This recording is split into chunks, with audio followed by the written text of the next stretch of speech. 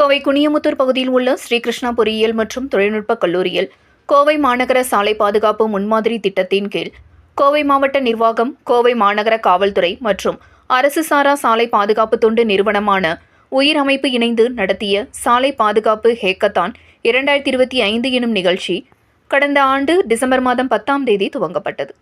தொடர்ச்சியாக 60 நாட்கள் நடைபெற்ற இந்த ஹேக்கத்தான் நிகழ்ச்சியில் மென்பொருள் மற்றும் வன்பொருள் திட்ட உருக்கள் மற்றும் முன்மாதிரிகள் வடிவமைப்பு போட்டிகள் மாணவ மாணவியர்களுக்கு நடைபெற்றது.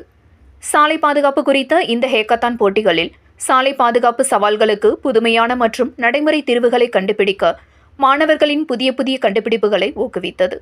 இப்போட்டிகளில் கலந்து கொள்ள நாடு முழுவதிலும் இருந்து IIT மாணவர்கள், NIT மாணவர்கள், உயர் தொழில்நுட்ப கல்வி வழங்கும் புகழ்பெற்ற கல்வி நிறுவனங்களின் மாணவ மாணவியர்களும் தொழில்நுட்ப நிபுணர்களும் சேர்ந்து 145 குழுக்களாக கலந்து கொண்டு அரசின் திட்ட உருக்கள், மென்பொருள் மற்றும் வன்பொருள்களின் முன்மாதிரி வடிவங்கள் சமர்ப்பித்து காட்சிப்படுத்தினர். சிறந்த கருத்துருக்கள் மற்றும் முன்மாதிரிகள் நடுவர்களால் தேர்வு செய்யப்பட்டு பரிசுகள், பாராட்டு சான்றிதழ்கள் வழங்கப்பட்டது. இதில் சிறப்பு விருந்தினராக தமிழக மின்சாரத்துறை அமைச்சர் செந்தில் பாலாஜி, கோவை மாவட்ட ஆட்சியர் கிராந்திகுமார் பாடி, கோவை மாநகராட்சி ஆணையர் சிவகுரு பிரபாகரன், கோவை மாநகர காவல் ஆணையர் சரவணசுந்தர், கிருஷ்ணா கல்வி நிறுவனங்களின் தலைவர் மலர்விழி, மேற்கு மண்டல IG செந்தில்குமார், உயிரமைப்பின் தலைவர் சஞ்சய் ஜெயவர்தன வேலு உள்ளிட்ட பலர் கலந்து கொண்டு மாணவ மாணவியர்களுக்கு பரிசுகளை வழங்கினர்.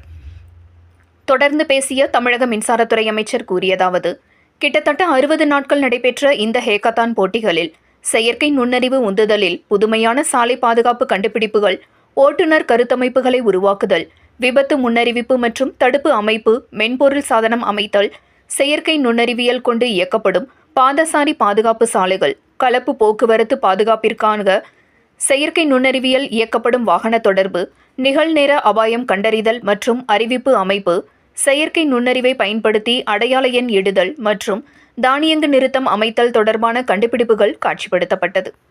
இதில் தலைசிறந்த கண்டுபிடிப்புகள் கோவை மாநகராட்சியில் செயல்முறை திட்டத்திற்கு எடுத்து பயன்படுத்தப்பட்டு சோதனை செய்யப்படும் என்று தெரிவித்தார்.